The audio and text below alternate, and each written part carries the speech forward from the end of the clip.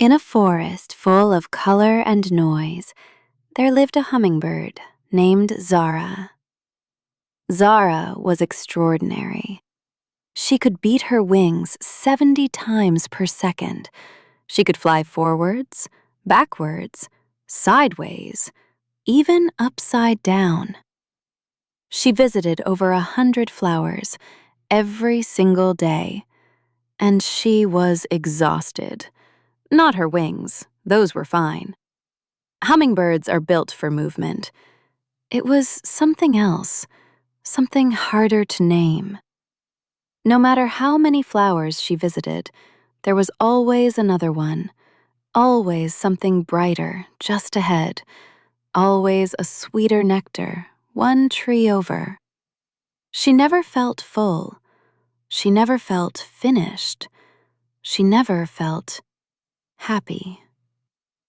One morning, Zara was flying at full speed through the lower part of the forest when she nearly collided with something large and completely still. A tortoise.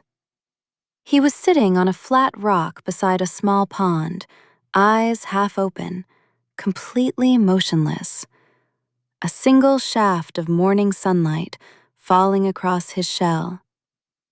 Zara hovered in front of him, her wings a blur.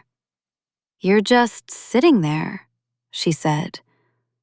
"Yes," said the tortoise. His name was Old Kael.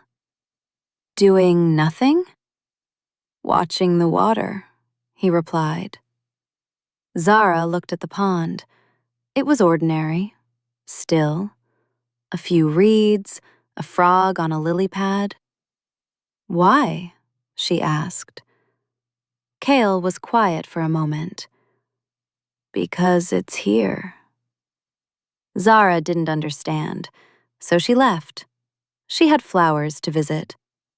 But something about the old tortoise stayed with her, like a small stone she couldn't shake from her wing. She visited 40 flowers that morning, then 60, then more, and still that restless feeling, that not quite enough feeling.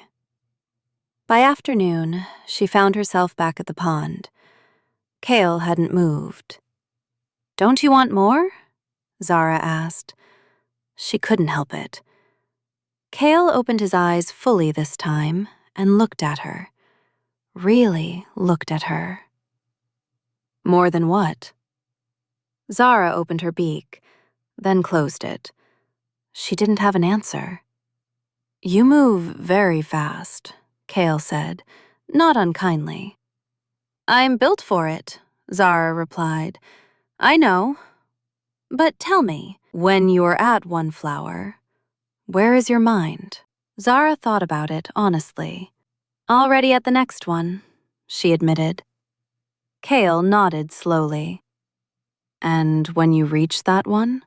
"The one after," she said quietly. "So in all your flying, in all those hundreds of flowers, how many have you actually tasted?" The question landed, like a stone dropping into still water. Zara was silent. She looked at Kael on his rock. The sunlight had moved. It now caught the edge of the pond, turning the water gold. He wasn't doing nothing. She understood that now. He was completely, entirely here. Not thinking about a better rock. Not wondering if the pond 2 hills away was deeper. Not planning his next move. Just here. And in that complete presence, there was something Zara had never felt in all her flying. Contentment. Not the excitement of finding a new flower.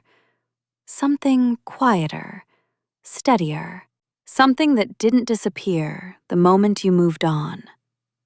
Zara didn't stop flying. She was a hummingbird. That wasn't the point. But the next flower she visited, she stayed. Really stayed. She tasted the nectar slowly, felt the sun on her wings, heard the sounds of the forest around her. For the first time, she finished a flower. Not because it was the best flower, because she was fully in it. And in that small moment, that single ordinary flower, she felt something she had chased across 100 trees without ever finding. Enough. She flew back to the pond as the sun went down. Kael was still there. "I think I understand," she said softly. He smiled, the slow, unhurried smile of someone who had nothing to prove. Happiness isn't in the next flower. It was always in this one. I just never stopped long enough to feel it. Kael looked at the darkening water. Speed is a gift, but even the fastest wings need somewhere to land. Zara flew home that evening, no faster, no slower than usual. But something had changed, not in the forest, not in the flowers, in the way she moved through them. She was still a hummingbird, but now she knew how to arrive. If Zara reminded you of yourself, always moving, always chasing the next thing, share this with someone who needs to slow down long enough to taste what's already in front of them. Subscribe for more stories like this. Until then, find your flower and comment it below. See you soon!